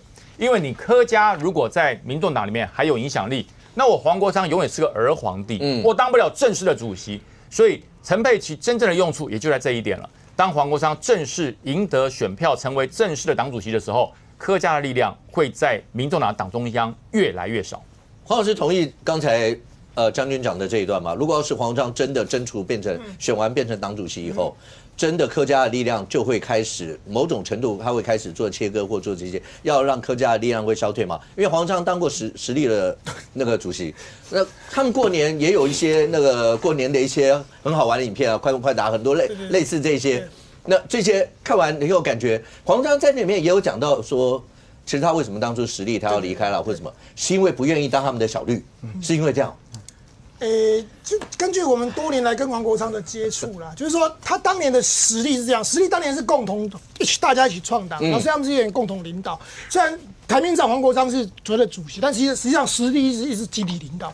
可是他的个性一直是老大嘛，就是反正一边按暖就是按暖，所以他那种斗的那个过程，其实王婉玉有委婉的讲，就是说他民众党很快就会感受到那个黄国昌介入党务的威力。好，那这里面其实这里面感受最深，我觉得是 Freddy。Freddy 其实当初就是第一个被最早是冯光远那时候退党以后，他还说他是国运昌隆党，可那时候冯光远大家还没有意识到国昌的威力。可等到 Freddy 后来被带走以后 ，Freddy 离开了，而且 Freddy 那时候走的时候还带了一堆，就是很多跟他那时候跟 Freddy， 其实民众党本来就时代力量本来就3个派系啊，一个就是黄国昌这一派，一个就是 Freddy 这一派，一个就是新竹邱显智这一派。所以那其实邱显智跟 Freddie 哦，两个都是那种个性就和告村的啦，就是好好先生，你不会跟他吵架那种啦。可是他也可以把这么个性那么好的就林长佐 Freddie 整个斗掉。然后那时候还有10几个，我记得10几个党公子跟着林长佐走。后来连邱显智也是那种好好先生，新竹好好先生，后来也在那个黄国昌背叛时代力量，然后到民众党，有些人后来也拍了影片出来批评他，这件事也是。所以我觉得柯文哲他当然知道黄国昌过去有这些前科。可是他们现在变成是磨斗，因为黄国昌的实力不断的展现，那他的那个 power 跟各方也跟国民党的合作，所以我觉得国民党柯文哲柯家现在变成是把希望寄托在黄国昌身上，就说我们愿意让你成为党主席，柯文哲也之前指定他的嘛，然后现在未来2月15号很快就会争除为真正的党主席，可是这个有一个条件交换，就是说，请你国昌要照顾我们柯文哲的家人，就是说你虽然得到党权，可是你不要抛弃，所以为什么？陈佩琪可以坐着民众党党主席的专车去那个看柯文哲。照理讲那是党主席的车子嘛，那党主席现在是代理党主席是黄国昌，那是他的车嘛，就为什么给陈佩琪去坐？然后4大报有盯出来，黄国昌说不需要这种侧翼说三道四嘛，所以这里面就是已经是一个很明显，就是说，我觉得柯家人现在某种程度上需要黄国昌的保护，将来不管怎么样，那至于黄国昌会不会跟当年时代力量一样又背叛？我觉得。那就是要看情况。那因为柯家人目前看起来没有要跟他争政治上的权利。当年在时代力量是因为大家都有各自的那个地盘、各自的选举。那柯家人目前看起来，你还连柯美兰都没有要选的，所以感觉起来似乎就比较没有要保护这一块。所以也许，但这个是不是真的我们不确定。不过蔡壁如这个人也是很妙。蔡壁如就你知道蔡壁如就是很白目嘛，他之前出来选党主席的时候，他就有讲一件事，他说如果他选上党主席的话，他会针对那个民众党过去1年的这些账务的事情，他会公开道歉，他会等于是重新开始、重新出发。可是结果呢，他就被出征了。他说他的脸书啊，就是他只要讲到这个道歉，被一堆网军出征，然后他甚至还公开请黄国昌说要进行一个君子之争，不要来伤害民主精神。所以民众党第一个辩论就是2月8号，他们2场辩论，第一场2月8号，但是他没有辩论，他就是政见发表以后开放线上提问，为什么？因为不敢真枪对决嘛，因为蔡壁如如果真的蔡壁如其实知道很多东西，所以我觉得民众党现在就是反正就是蔡壁如这个角色，就是让他拖过2月15号选举以后，然后他输了以后，大概就可以把他消失。可是拉回来讲，我还在最后讲一件事，那柯家人的态度也很妙，你知道柯富瑶啊，这个新闻到底是真的、有没有证实这一块？因为柯富瑶的那个他时不时都会 po 一些动态，所以这是真的。OK。就像他之前还 po 在美国吃牛排啊这些，然后他现在是年前已经回来，然后跟他的家人在台北一个知名的台菜餐厅吃饭。那你说回来吃饭，我觉得这没有问题。那他孩子回来要过年，本来就要团聚，所以吃饭没有问题。问题是，那你陈佩琪那除夕的时候，不是这边很可怜的去看柯文哲嘛？就陪陈佩琪去的，不是他儿子呢。也不是他女儿呢，是那些小草跟着去呢。然后我再爆料一件事情，初二早上啊，我去新竹城隍庙拜拜。就你知道我看到谁吗？我看到一个老太太，穿着红色的衣服，洗细的，然后白发的。我以为是我认识的那个人，就爱柯妈妈啦，柯妈妈去新竹城隍庙拜拜，但是一起自己去。边有一个年轻的男性，但是那个不是柯富瑶，就是应该是就是要带他去跨过那个门槛。重点是柯妈妈的一个人去拜拜呢。我就嘛意思是讲，你这让人家觉得就是到底你们家人到底发生什么事？我当然知道，因为柯妈妈希望祈福啊，因为大过年，然后她的老公现在生病在医院，然后她儿子又被关，那当然祈福是应该的，没有问题。可是一个老太太年纪也不小了，然后自己去城隍庙拜拜，也没有人陪她呢。摩利马丁辛苦不会接，摩利马林孙不会接，摩利马龙无呢。所以到底这是什么总控，我嘛看无啊。当然，因为过年大家讲好话说好事，所以也不便多说什么。之后我就觉得说，他们柯家人现在的这些操作，让人家觉得看起来到底是要诉诸悲情呢，还是真的是真心诚意？然后跟黄国昌之间的这种竞合的关系，黄国昌会不会真正得到真除成党主席以后，再把柯家人一脚踢开？目前看起来，我觉得就是大家还在拭目以待。我讲或者你现在如果看政坛，然后看了这么多政党之间的一些的起起落落啊这些。譬如刚前面讲到，你说吴春成的那个壮士代这件事，黄国昌以他某种程度为什么其实大家会讲道德的长城啊或什么，意思就是说，其实以他应该是可以对这件事情说话，甚或也可以让大家知道说，民众党就是跟柯文哲口中把蓝绿都骂成垃圾或什么，他们就是不一样。可是这件事情他的回答，你有看到吗？他回答就是这样。那如果这样，黄国昌如果2月15选上了党主席以后，你评估未来白银会怎么样？我先讲他吴春成的 case 好了，我觉得我是没有那么阴谋论了，因为我觉得他东在推那个时候，我就觉得这种是一个概念性的东西了。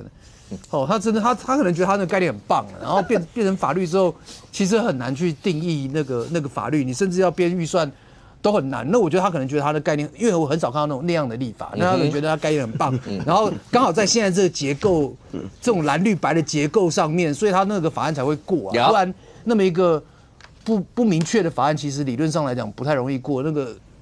那个冠廷自己做过助理就知道。所以你说我是没有他那么阴谋论的，我觉得他可能觉得他概念很棒，所以他在没有做立委的时候就推这个东西。然后，但是你既然做了那个尤其是你法案推过了之后，你那个东西就应该要马上 cancel 掉，因为我想他原本应该是没有做那个立委了。所以我觉得这个事情从我的角度看，或者说从民众角度看，可能会是这个样子。那问题是，我觉得说在现在这个情况下面，黄国昌他的确需要这些立委的支持。好，假如说因为。刚已经讲了，其实即便现在柯文哲已经不是党主席，柯家对这个党还是有绝对的影响力的。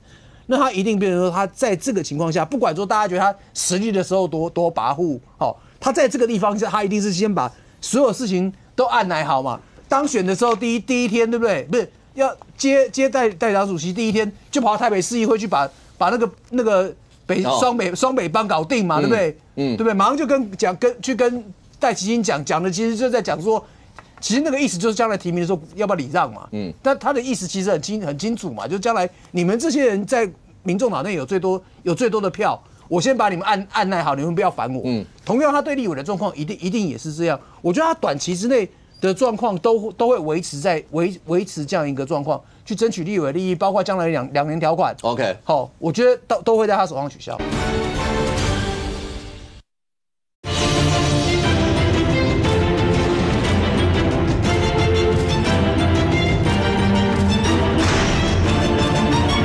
我觉得他短期之内的状况都会维持这样一个状况，去争取立委利益，包括将来两年条款。OK， 好，我觉得都会在他手上取消。OK， 其实，在大家关心到国内，我们国内从2月1号开始是真的进入所谓的大罢免时代。当然，因为今天是开工的第一天嘛，你一定会看股市，对不对？我们习惯上叫新春开红盘，没有人规定开红盘一定就是红字，好吧？那对，今天就是个大绿字 ，OK？ 那就是习惯叫开红盘，但这个跌的也，所以讲白一点啦，就是因为川普他上来以后，他基本上全世界该点名的他都点光了吧？那我们是包括关税啦，包括他又提了台积电，然后那个时候包括当然很多的原因啦，你说包括像DeepSeek 是不是也会造成很多这些大概都是造成股市跌的影响吧？我觉得川普上来之后。真的疯狂啊！全世界都疯狂啊！买格陵兰，收回巴拿马运河，然后对加拿大、墨西哥加收25%的关税。那对台湾而言，他一直针对我们的就是我们台积电，他真的没有改变过哎。从选前他说什么？他说我们台积电抢了美国的晶片生意，所以台湾有钱呐，不行，他不能接受。现在是抱怨啊，台湾拥有了98%的晶片市场，所以川普扬言要把半导体带回美国去啊。这个做法其实川普已经在做了，而且他未来会越做的越严重。很简单，怎么样让所有半导体业回到美国去本土设厂，把关税加高就好了。因为很简单，所有厂商当关税加高的时候，它的成本增加，他为了不要让成本增加，还能够稳定住它的利润，唯一的做法是什么？就去当地设厂，最单纯的。所以之前就陆续传说，不管是很多国际大厂啦、台积电啦，都到美国去设厂。刚开始还只讲客气啊，说去设厂是一般制成的晶片，现在恐怕未来是连2奈米的先进制程到去了，全部到去了。跟各位报告，短时间之内大家可能看不到什么太严重的影响，因为当然还是我们这边做的一定比较好，比较细致。但长时间之后，那个问题是非常严重的。高科技业最在乎的是什么 ？know how。当你 know how 被学走之后，就不值钱了，讲白就不值钱了。之后晶片会不会卖得贵？老实讲。川普根本不在意啊，他要是拿到这个核心技术，台湾现在所谓的台积电是护国神山，不是真的因为它的营业额很高啊，是它拥有了傲视全球的技术。当这个技术逐渐的被外国吸走之后，不要说台积电本身的利润如何，连台湾本身的安全性，被世界的重视性，说不定都会有影响。OK， 所以我想说，接下来我想，川普一定很快的就会提高这个半导体到美国的关税了。而我们的现在执政党赖政府怎么样，不要只嘴巴说说，而是拿出具体的行为来保护跟支持我们台湾重要的产业，我觉得是非常重要。要知道，川普的态度已经不只是影响台积电未来的布局，我个人认为已经冲击到台湾在世界上的地位，跟安全性，所以我期待赖政府真的能够拿出一些具体的作为来保护重要我们台湾的一些相对的，不管是台积电也罢，所有的高科技厂，因为那些都是我们台湾的资源。如果当他们受到外国的侵害，或者是被迫把他们一些重要的讯息以及技术流入到其他各国的话，那对台湾都是一个无法挽回的伤害。那任局，是关税战一定要开打了吗？是。现在你看，川普签的这个所谓行政命令哦，它包含签在2月4号的时候，正式对3个国家加征高的关税哦。其中呢比较特别是加拿大跟墨西哥输美的商品征了25%的关税，那另外对中国类的商品是征了10%的关税哦。当然，他之前过去对于中国商品要征税的这件事情，其实讨论非常多。但是这一次把加拿大呢跟这个所谓的墨西哥拉进来的时候，很多人就觉得说，你今天到底真正的目的是在什么啊？当然，现在看起来就是第一个啦，就是说有这个非法外国人进入到美国的一个状态啊。所以你可以看得到，像这个哥伦比亚总统啊，就赶快派专机去接返这个所谓的非法移民，因为对美国来讲啊，因为他太重视人权了啦。你如果今天是非法移民被抓到，也不是立刻就遣送回去，他有太多的程序要走。所以对于美国来讲，这些所谓的非法移民其实很重的 loading，而且这些 loading 在留在那个地方，不见得他非法就是有回去的一天。所以第一个，他这个是有凑效的，有这个奏效的。第二个就是说，加拿大呢，其实这一次也被放进来，过去很少谈到加拿大，很少谈到加拿大。但是呢，这一次呢，他就宣布说，好，那如果今天美国对我要征所谓的25%的这个商品的这个关税的话，我也要同步对于美国征商品来征25%。好，那这个其实在就是看他两国里面，老实讲啊，你的输出跟输入的比例上面各自来做。但比较特别的是，他为什么这一次说对于加拿大跟墨西哥有一个东西叫做解决类鸦片止痛药的芬太尼的这个危害啊？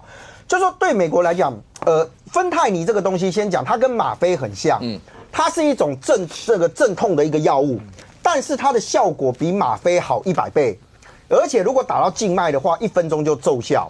但问题是，它很有可能会变成鸦片类的成瘾药物。所以，如果以美国现在来讲，美国有一个东西叫做那个芬太尼危机啊。美国的全部的人口占全球5%左右的人口数，美国的人口占全球5%的人口数，但是全球芬太尼的用量80%在美国，你就知道它的药物，它的这一块用到多么的泛滥。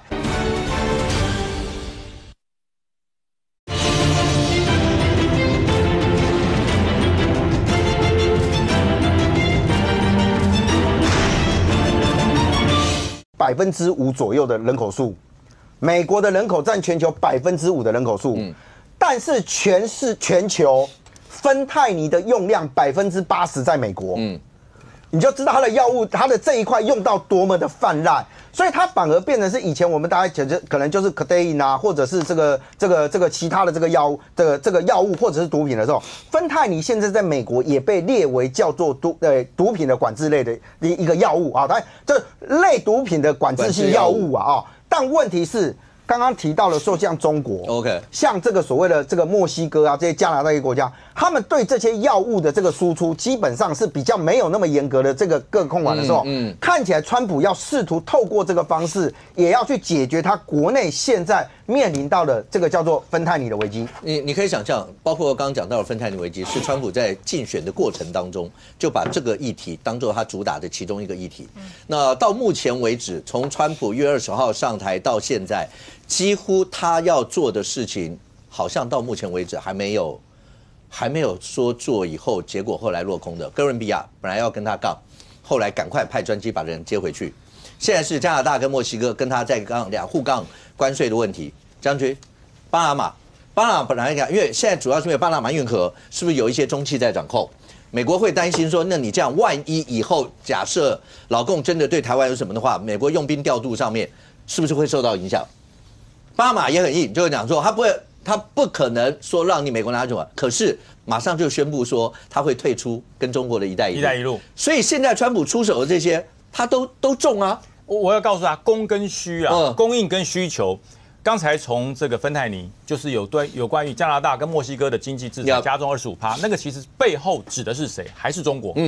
因为中国提供了大量的芬太尼，那墨西哥跟加拿大没有严格的管制，所以流进了美国嘛，所以他要透过这个加重税金的方式跟你去谈。那看来未来一定会软化，因为我没有必要为了一个药让自己的国家的利益有这么大的流失。那讲到格陵兰大家觉得很奇怪，格陵兰干嘛要收回？大家知道吗？从这个地球的东方到西方，最快的是从北极那格陵兰那个地方是最佳的预警点。然后中国如果在那个地方增加了很多的超级的雷达，一些所谓接收站或者侦察点，那么美国的一举一动被他看到，但是美国却看不到他，所以要格陵兰，而且格陵兰之前其实美国是有驻兵的。好，现在讲到巴拿马运河，巴拿马运河各位知道吗？在1999年之前，巴拿马运河绝大多数的控管权还有驻军美军，是1999年之后美国放掉，为什么？因为那时候绝大多数从中国来的人力、物力、物资、材料要透过巴拿马运河到美洲来，所以中国说好，那我来管，所以就让了一家河江，好像叫河江吧，还是江河，一个中资的以前是港资的公司来管。那么那当时因为那个时间点对于中国是友善的，是希望透过中国来钳制当时的苏联，所以全面放给他。可是25年到了，又主动再续了25年，中国觉得不对了，那个美国觉得不对了。如果让巴拿马运河持续让中国管下去，那么美国最伤脑筋的一件事，兵力投射。我要把我的舰队从美国快速的投射到太平洋来，会被限制。各位知道巴拿马运河你整体的舰队通过大概11个小时，它透过运河就过了。如果你要绕过整个南美洲，你可能要花超过1个礼拜。那可是现在中国用什么方式？他用所谓的塞船的方式。我不是我不让你过前面好多船要过啊。你想要过，请你排这个3到5天，而且还要收很重的一个通过的一个税金，按货柜来算。所以美国觉得这样不行啊。这不是钱的问题，不是巴拿马政府赚多赚少的问题，你影响到了美国整体兵力投射。所以他把它收回来。那么巴拿马的总统当然就心想，我老美跟你翻脸啊，可是不对。巴拿马到底靠老美、靠美国的贸易还有资金多一点，还是靠中国？中国来的是货物，美国来的是资金，所以他说好，那我退出一带一路。这当然很多人说这是不是对美国这个政策的缓兵之计？